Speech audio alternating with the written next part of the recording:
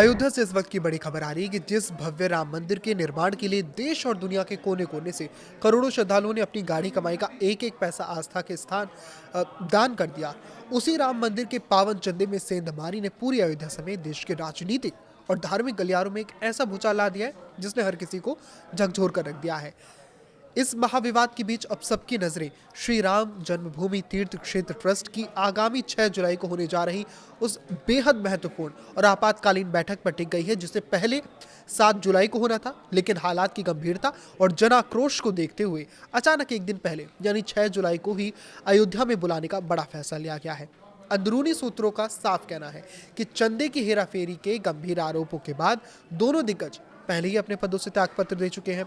और इस बैठक में उनके इस्तीफों को मंजूर किए जाने की संभावना 100% है। अगर ये दोनों विकेट गिरते हैं, यानी कि चंपत राय और अनिल मिश्रा, तो साल 2020 में राम मंदिर निर्माण के लिए गठित हुए इस ऐतिहासिक ट्रस्ट के भीतर एक अभूतपूर्व प्रशासनिक संकट खड़ा हो जाएगा। दो नए इस्तीफों के बाद अचानक ट्रस्ट में 3 प्रमुख पद खाली हो जाएंगे, जिन्हें दोबारा पारदर्शी तरीके से भरना और जनता के बीच संगठन की साख को बचाना नए नेतृत्व के लिए लोहे के चने चबाने जैसा होगा।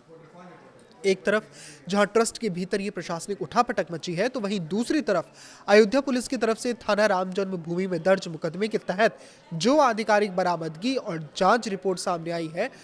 उसने तो इस पूरे मामले में सनसनी फैला दी है और ये साफ कर दिया है कि आस्था की आड़ में खेल कितना बड़ा और सुनियोजित था।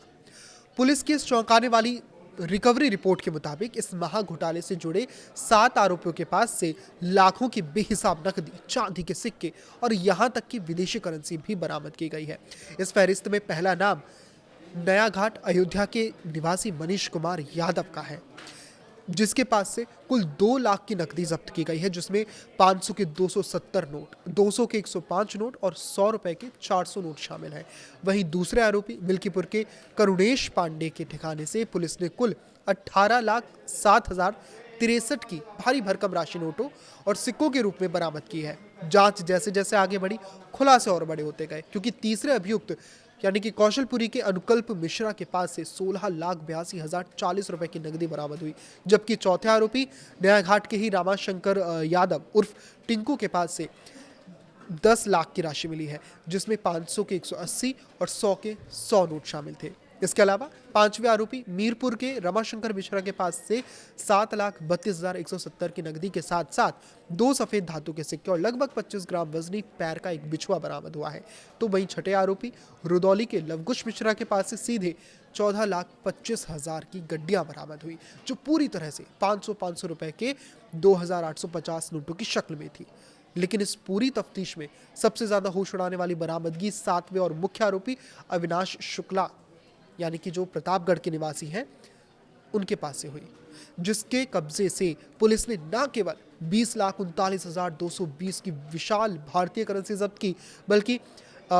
1,121 अमेरिकी डॉलर, 160 ग्राम चांदी जैसी धातु, 8 ग्राम की एक पीली धातु की चेन और लगभग 3 ग्राम की एक अन्य पीली धातु की, यानी जिसे भारती कहते हैं, वो बरामद की है, जो ये साबित करने के लिए काफी है कि चंदे की इस चोरी के तार कितने गहरे और अंतर्राष्ट्रीय स्तर तक जुड़े हो सकते हैं। अब जब इतनी बड़ी मात्रा में राम भक्तों के चंदे की जो खुली डकैती की गई है और ये प्रामाणिक रिपोर्ट देश के सामने आ चुकी है, तब 6 जुलाई को अयोध्या की पावन धरती पर होने जा रही इस महाबैठक पर देश के हर नागरिक, संत समाज और राजनीतिक दलों की पैनी नजरें टिकी हुई है।